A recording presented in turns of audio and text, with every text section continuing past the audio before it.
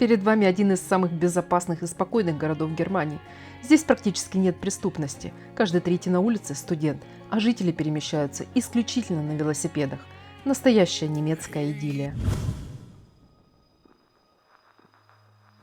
Прямо над головами жителей, на главной действующей церкви города уже 500 лет висят 3 железные клетки, в которых в 16 веке заживо гнили и сохли трупы.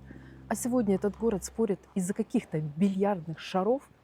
Я приехала сюда с проверкой, оценить комфорт, урбанистику, архитектуру, узнать, стоит ли сюда ехать туристу. Но теперь вижу, что стоит здесь разобраться во всем поглубже и разложить город по косточкам.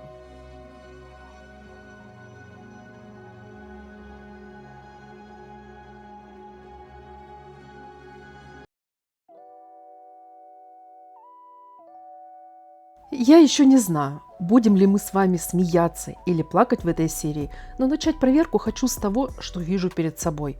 Туристические буклеты обещают нам нетронутое средневековье. Смотрю на эти фасады 15 века и думаю, боже, как немцы бережно сохранили свою историю. Но я не я, если просто посмотрю на красивые фасады и пойду дальше. Начала копать. И в принципе все ожидаемо. В 1943-44 годах союзная авиация практически превратила Мюнстер в руины. Исторический центр был разрушен более чем на 90%. То есть вот эти все красивые домики после войны выглядели совсем иначе.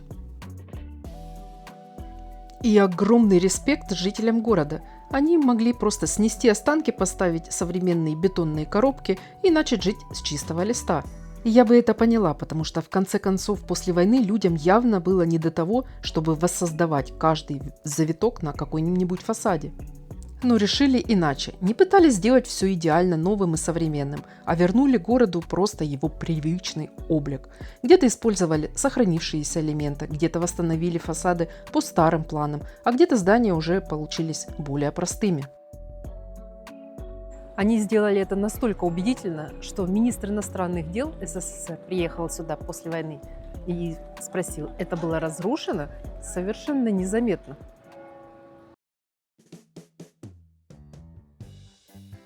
Но есть кое-что, что бросается в глаза в Мюнстере еще быстрее, чем эти фасады. Велосипеды. Их здесь немного, их здесь очень много. Причем я вышла с вокзала и сразу поняла, что попала на какую-то велосипедную планету. И рядом с вокзалом огромная парковка для велосипедов. Здесь можно оставить свой, починить его, помыть и даже взять другой на прокат. Это крупнейший велосипедный паркинг в Германии. Сейчас там заявлено 3300 мест, плюс мастерская и мойка. Вообще цифры в городе по велосипедам достаточно безумные. На примерно 310 тысяч жителей приходится больше 500 тысяч велосипедов, то есть в среднем почти по 2 на человека. Но почему? Мюнстер же не Нидерланды. Я разобралась. Город почти плоский, расстояния небольшие, а студентов около 60 тысяч. Университетские корпуса разбросаны по всему городу, и велосипед здесь зачастую просто быстрее и удобнее автобуса. А потом город сделал то, что, наверное, и закрепило эту привычку. Начал строить инфраструктуру так, чтобы на велосипеде действительно было удобно. Велодорожки, велосипедные улицы, отдельные маршруты и даже целое кольцо вокруг старого города. Променад, по которому велосипедисты едут практически как по своему собственному хайвею. Но здесь такое дело, что если вы зазеваетесь и ступите на велодорожку, вас не просто сшибут, вас проклянут на 3 языках. Это город, где велосипедисты – высшая раса, а пешеход должен постоянно оглядываться, чтобы выжить. И тут я себя поймала на мысли, что происходит какое-то раздвоение. С одной стороны, вот это велодорожки, звонки, движения, а потом сворачиваешь за соседний угол и все. Будто на паузу нажал город. Тихие улицы, спокойствие. Складывалось впечатление, что здесь либо все куда-то несутся, либо вообще никого в городе нет. И потом после этого всего велосипедного хаоса я вдруг выхожу к озеру.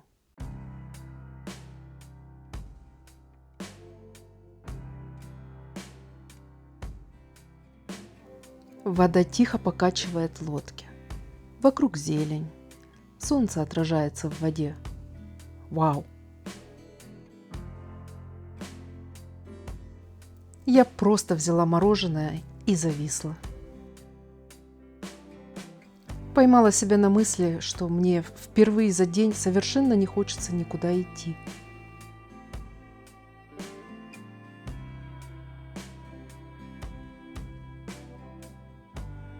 Но надо, и я вышла к этому.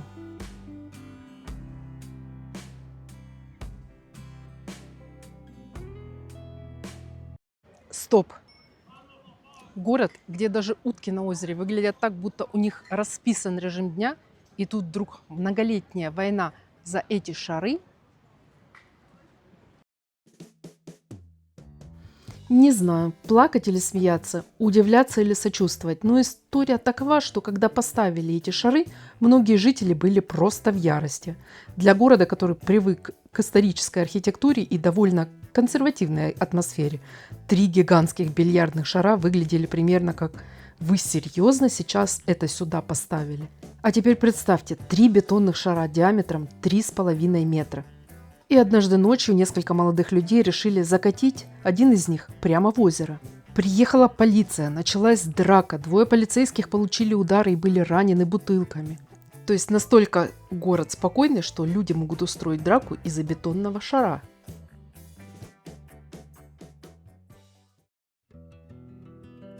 И это еще не все.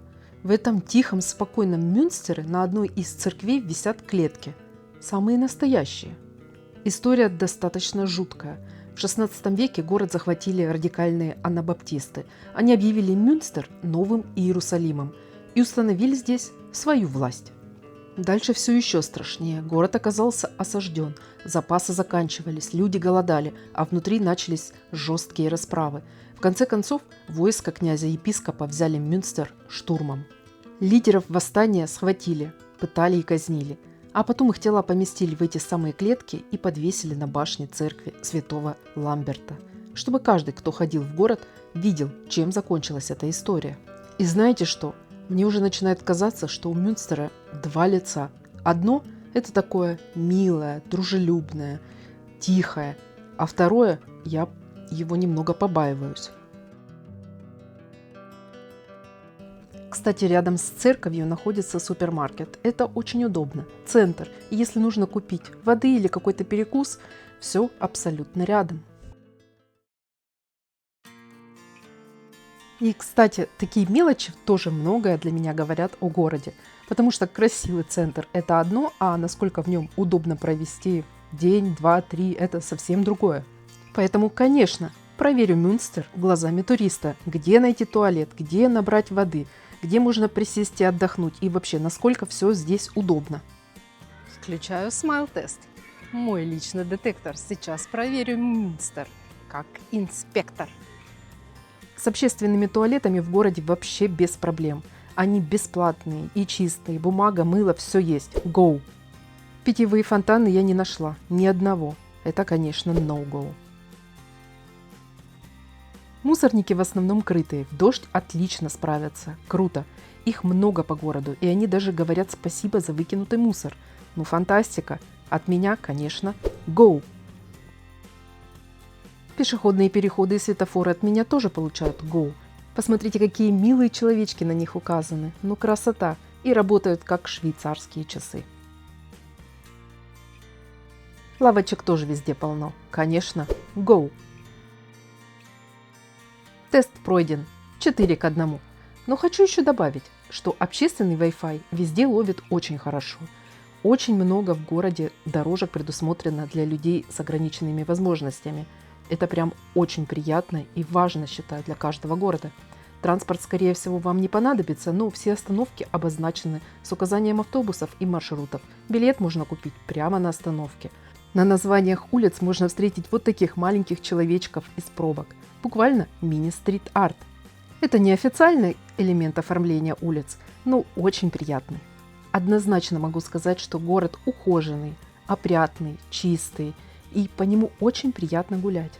Уверена, сегодняшняя моя рубрика «Последние новости» порадует тех туристов, которые собираются посетить этот город.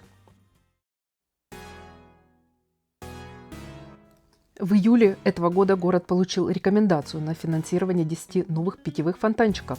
На их установку планируют около 880 тысяч евро, причем до 80% расходов может покрыть земля и европейские средства. Окончательное решение по финансированию ожидается до конца года.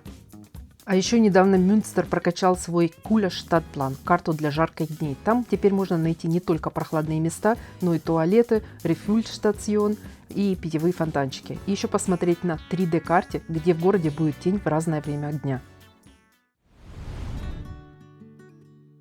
Камон, смайлики!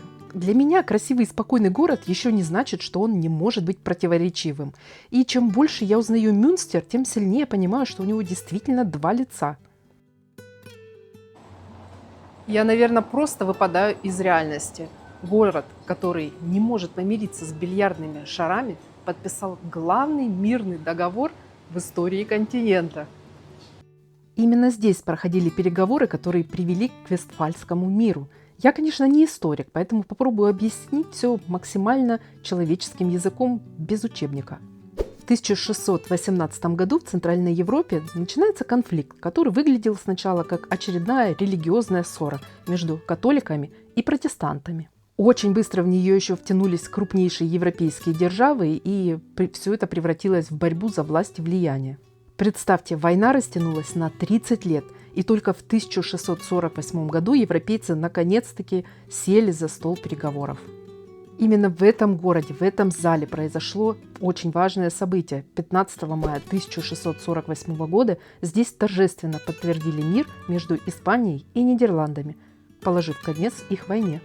А 24 октября 1648 года были заключены два основных договора. В Мюнстере – Мюнстерский договор между Священной Римской империей и Францией, и в Оснабрюке – Оснабрюкский договор между Священной Римской империей и Швецией. Если я вдруг что-то напутала, не ругайтесь, лучше поправьте меня в комментариях. А из этой истории я сделала вывод, что любые конфликты лучше решать переговорами. Поэтому спорить, какое видео смотреть дальше, мы не будем. У меня для вас несколько плейлистов. Они разбиты по странам, а внутри города. Очень структурировано и легко найти на канале. Пользуйтесь! Вы спросите, Юля, а что вообще посмотреть в Мюнстере туристу? И я решила показать вам места, которые мне самой понравились.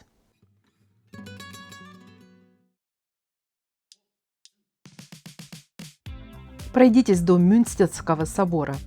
Во время моего пребывания в городе именно вокруг собора было какое-то невероятное оживление. Я даже начала подозревать, что все жители города договорились встретиться именно здесь. Палатки, еда, какие-то товары, разговоры, движения. Настоящий городской хаос. И знаете, мне это даже понравилось. После довольно спокойного и размеренного Мюнстера здесь наконец-таки появилось у меня ощущение, что город не просто красиво стоит, а реально живет. Обратите внимание на этот хлеб. Это такая очень мюнстерская штучка. Пекарня существует еще с 1905 года, а их фирменный хлеб появился только в 1976. И вот именно этот хлеб я, честно говоря, больше нигде не встречала. Такой здоровенький, темный, с огромной хрустящей корочкой. Выглядит так, будто его не испекли, а выдали за хорошее поведение. Пока я тут рассказываю про свои находки, у вас тоже есть возможность оставить свой след в этом видео. Если вам нравится серия, поставьте лайк, а если хочется поддержать мои дальнейшие поездки, есть еще супер спасибо. И я обещаю потратить его исключительно на важные журналистские расследования, например, на следующий кусок хлеба. В общем, если вы доберетесь до собора часа через 2, я бы обратила внимание вот на эти астрономические часы, которым уже на минутку почти 500 лет. Их сделали здесь, в 1540-1542 годах.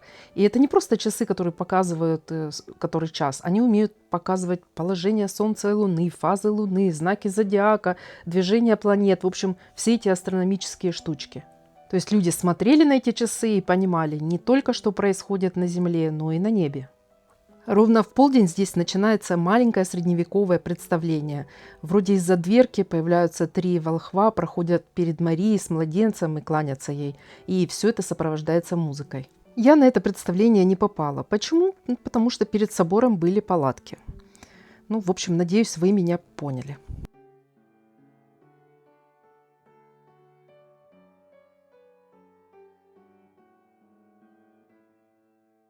Еще одно место, куда я советую заглянуть – территория университета. Университет, где до сих пор существует раздельно католический и протестантский теологический факультет в одном вузе. Богословный спор пятивековой давности, который не закончили просто, а оформили как штатное расписание. Как нам говорили родители, поступишь в университет, будешь жить как король. Походу, Мюнстер воспринял это буквально.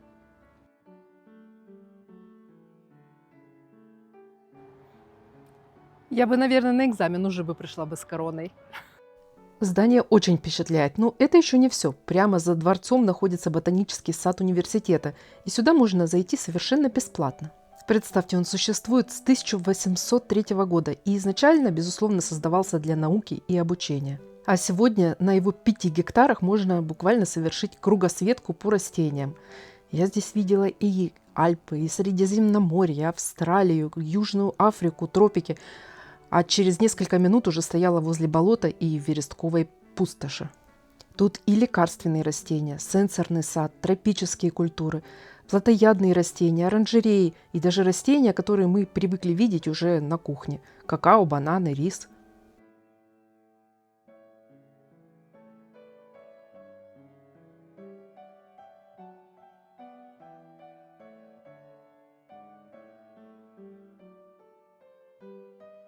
Здесь безумно красиво. Могу только посоветовать сюда приехать. Вообще класс.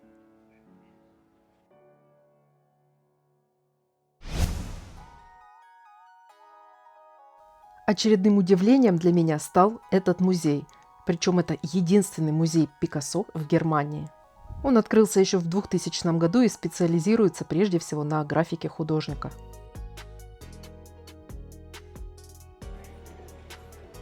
Представляете, он здесь никогда не был. Не жил, не работал, ни одной командировки, ни одной открытки родственникам. Абсолютно никакой связи с городом. Для любителей смотровых площадок у меня есть один небольшой лайфхак. Можно зайти в одно кафе, взять чашку кофе и вместе с ней получить вид на Мюнстер с высоты.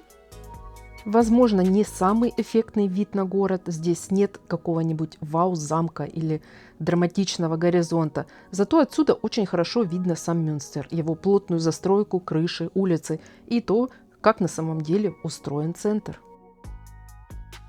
Смайлики, признавайтесь, есть среди вас любители квестов, потому что в Мюнстере вам тоже будет чем заняться.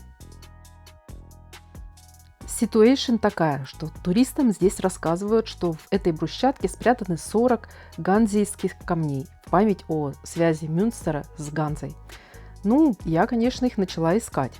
Но, камон, Венеция, Антверпен, я что-то не понимаю, как это работает. Если это камни именно ганзейских городов, история как будто немножко не сходится. Хотя, возможно, здесь все интереснее, чем кажется, и речь не только о городах-членах Ганзы, а вообще о городах, связанных с ее огромной торговой сетью. В общем, историки, ганзейские эксперты и просто люди, которые знают больше меня, расскажите в комментариях, что здесь происходит.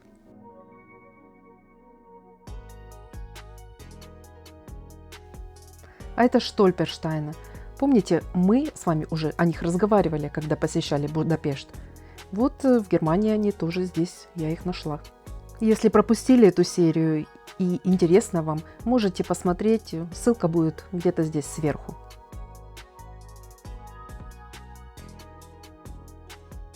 А это вишенка на торте для тех, кто досмотрел до этого момента видео. Штатхаустурм, башня бывшей городской ратуши. И вот что интересно, она действительно оригинальная, не конструкция, не новодел, настоящая. Ее построили в начале 20 века, и во время войны она каким-то чудом уцелела. Так что перед вами буквально кусочек того Мюнстера, который пережил войну. Я уезжала из Мюнстера с ощущением, что у этого города все-таки два лица. У вас появилось такое же ощущение? Пишите в комментариях. Интересно будет сравнить наши впечатления.